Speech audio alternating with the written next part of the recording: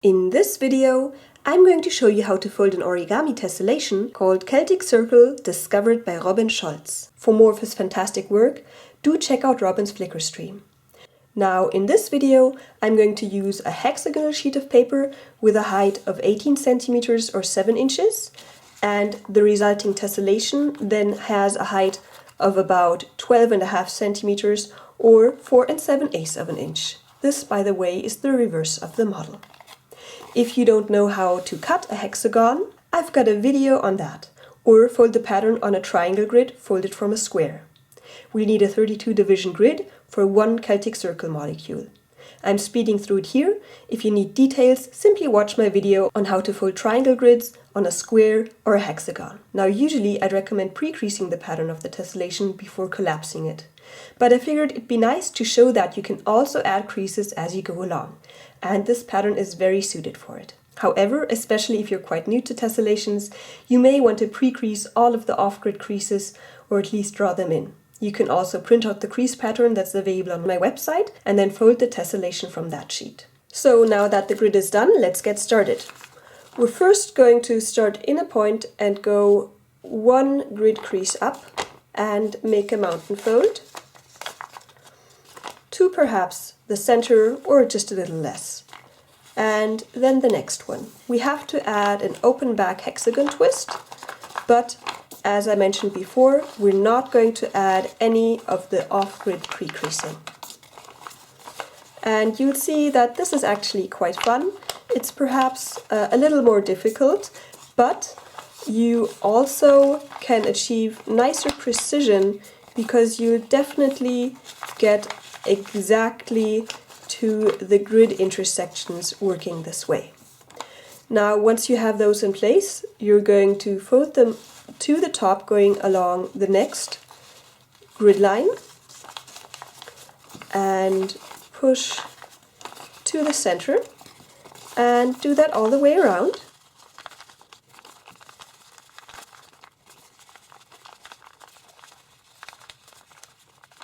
And then we're just going to press from the back to have this pop up. And then you try and extend this so that you can see a small star shape popping up.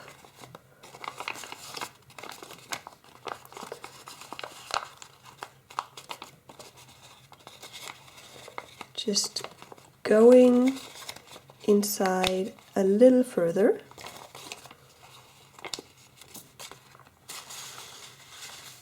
And perhaps laying this flat. And I'm just going to zoom in on that portion so that you can really nicely see that star shape. So here you can see the central point of the sheet, and you will have a star shape right around it. And the Openback Hexagon Twist will be centered on that small star.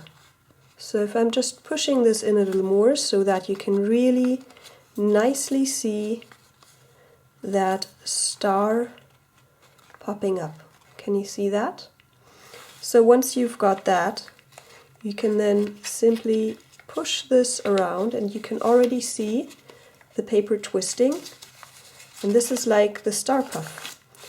And then you just simply press, having a bit of tension in the paper so that you really reach those endpoints. And now you're adding new creases and you have that Openback Hexagon Twist done. Now we're going to continue with Openback triangle twists. So we're just going to take one of these pleats here and open it up, and then if you look, this is one of the pleats and that's the one that's next to it. From there we're going to count from the point 1, 2, 3, 4, 5 of those grid lines and take the fifth and make a mountain fold out of it. And then on this pleat, which is, if you're looking at it like that, the one clockwise, you're going to look at that pleat and then go 2 grid lines and make a mountain fold and then push it over.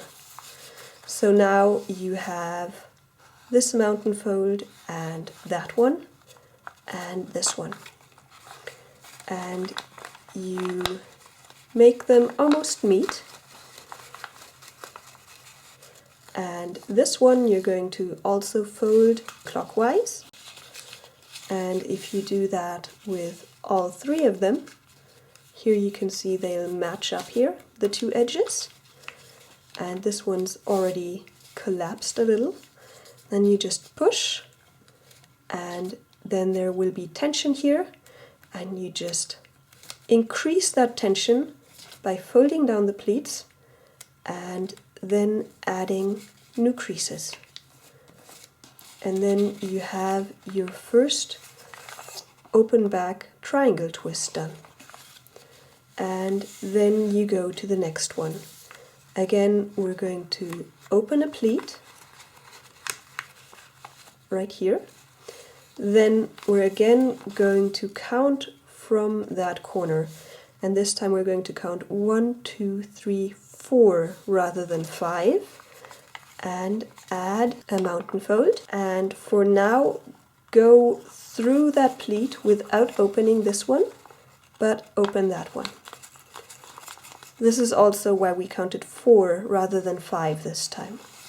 And then here again, you're going to count 2 of those grid lines and fold over. And same here, fold over. And then you can again push that down to get tension in the paper and ensure you're really nicely hitting those grid intersections. If you're having trouble with the paper misbehaving, you can go in there and push it out with perhaps a toothpick and then flatten. And I'm just going to zoom out a little and show the next one. So again, for the next one, we'll work with this pleat, and we need to add a mountain fold 1, 2, 3, 4. Go through that pleat without opening it. Open that main pleat, and here again collapse to the left. Same here. Apply pressure and then check that you increase the paper tension to then get a nice accurate triangle twist, open back triangle twist actually. And that's the next one. And continue. 1, 2, 3, 4.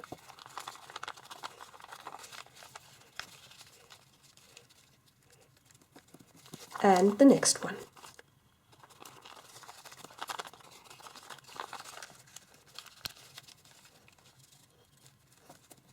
And the last one.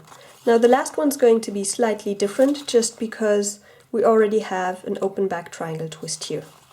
But for starters, we're again going to count 1, 2, 3, 4 and add that mountain fold and open this main pleat. And now we're simply going to count 1, 2, 3, 4 on this side too. And also go through the pleat. Then again fold over clockwise to add that last open back triangle twist.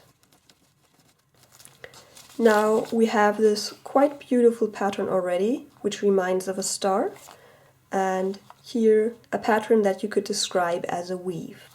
Now next we're going to add more of these open back hexagon twists. So for that, we're going to open one of these sections, just going to rotate it and open it here. And you have these two open-back triangle twists, and these open-back hexagon twists are going to be centered around them. And again, we're going to try and find a star shape. So for this, we're just going to take one of these points of the triangle and count two of these triangle edges to find one of the points right there, and the same here. I'm just quickly going to draw this in so that you can see it more nicely. So here you count 1, 2 edges, there's a point here, and here you count 2 edges, 1, 2, there's a point here, and then you can complete that to a star shape, and we can even draw in the edges. So this is what we're going for the next open-back hexagon twist. So we've already got mountain folds going to these, and now we're going to take that corner and also add a mountain fold. And with practice you don't have to draw in these star shapes, but perhaps just for practicing it's quite helpful. And then you're going to push these so that they go to the right, always to the right, following the direction of the others. And then you can push it down, and by applying pressure you can then add the new off-grid creases. And then you have your next open-back hexagon twist. And then you go to the next section where these pleats meet. And you just open it as before. And as before, you count 1, 2, 1, 2 to get an orientation for the star. And again, I'm just going to mark this so that it's easier for you to see, because of course when you're doing this the first time, having a bit more orientation does help. But let's try this time to just work with the points and see how far we get. So we're reaching these points with our mountain folds, and we just need to ensure that we're, if you look at it like this, we're taking the central one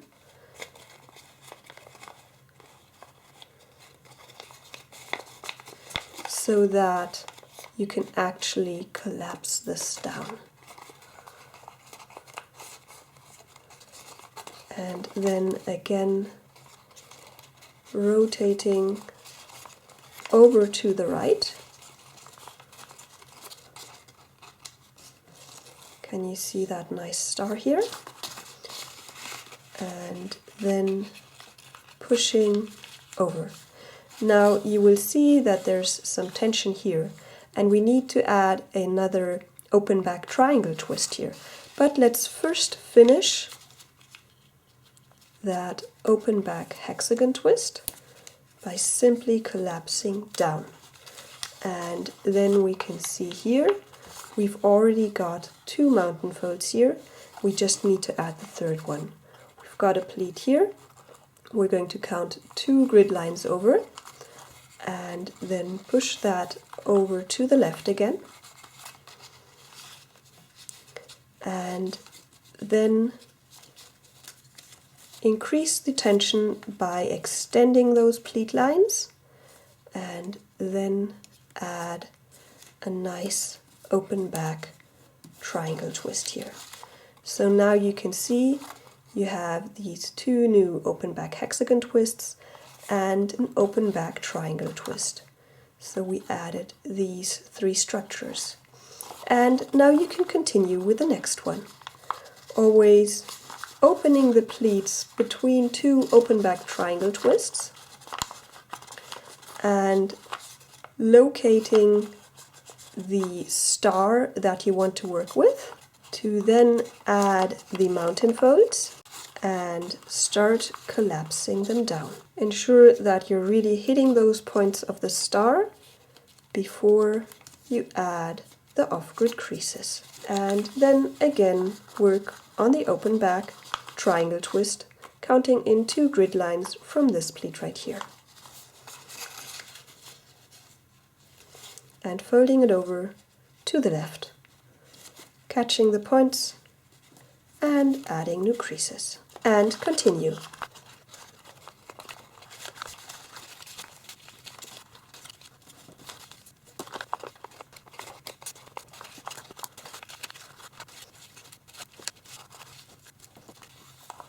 And the last one.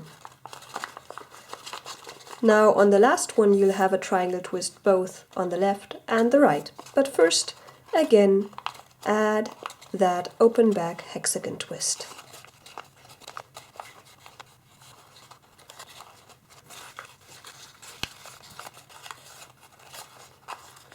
And here simply open the paper a little to give yourself a bit more paper to play with while you're collapsing that open back hexagon twist. And again, ensure that you have that nice star shape popping up before collapsing into those newly created creases. And then finish the 2 open back triangle twists.